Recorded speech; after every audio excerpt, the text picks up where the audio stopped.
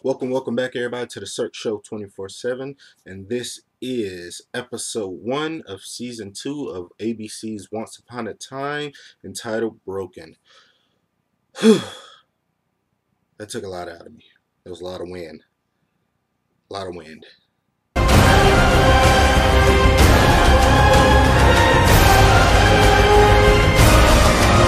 Alright, guys, now going into season 2, I was very excited because, I just left Dragon Con. I got to meet the cast members. I went to the panel. They talked about season 2 and how different it was going to be. And you know what?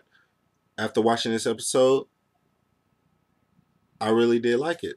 I really did enjoy it. I thought it went in a totally different direction, a direction that I wanted it to go, and that's a direction for it to be just a little bit more darker, a little bit more serious and a little bit more, just balance of a better story. And I think it did all of that in this episode. And I think that just telling you that season 2 will be a lot more darker, a lot more serious.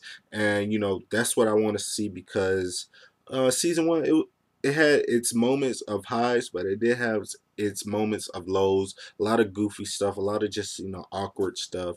But season 2, it just premiered so strong. I liked everything that happened, like the plot twist, the just the digital effects and stuff were a lot better. Like the visual effects and everything were just amped up a little bit more. It looked a little bit more realer, and I don't even know if that's a word, but whatever.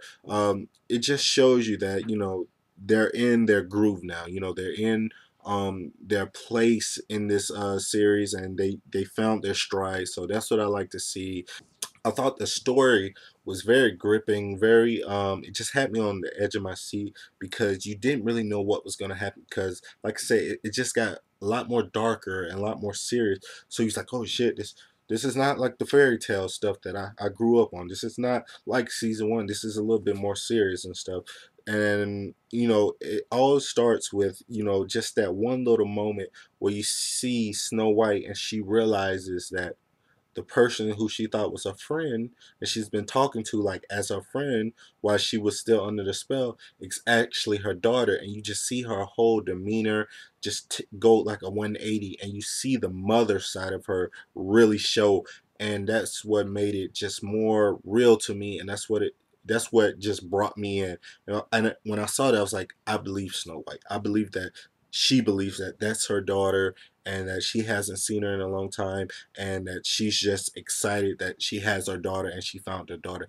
I believe that, and if I can believe that in a fairy tale TV show, then they did something right. Another thing good that I really liked and I really enjoyed was Mr. Gold, Rumpelstiltskin. Like, he always brings his A game to each episode. He's always like the highlight for me. And just with his story with Belle was just terrific, because every time he's with Belle and every time they have that back and forth and disagreements and stuff, you always see that real side of him. You always see, like, okay, he still has a little bit of humanity in him. He still has a heart when he's around her, because she just kind of brings it out of him. And I just really like that, and I hope that you see more of that. I think the thing that really just intrigued me the most about this episode was the big plot twist. The plot with just the two worlds and how they're really connected in this weird way, because we find out that um the fairy tale world that Regina banished everybody from, she actually didn't banish everybody from.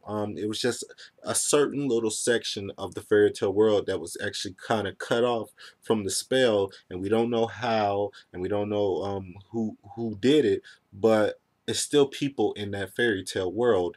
And when people got vanished from there, time froze for the fairy tale world people. And I think once um, Emma got to Storybrooke, time started back up in the fairy tale world, just like time frozen in the real world when Emma got there, and when she stayed, time started again.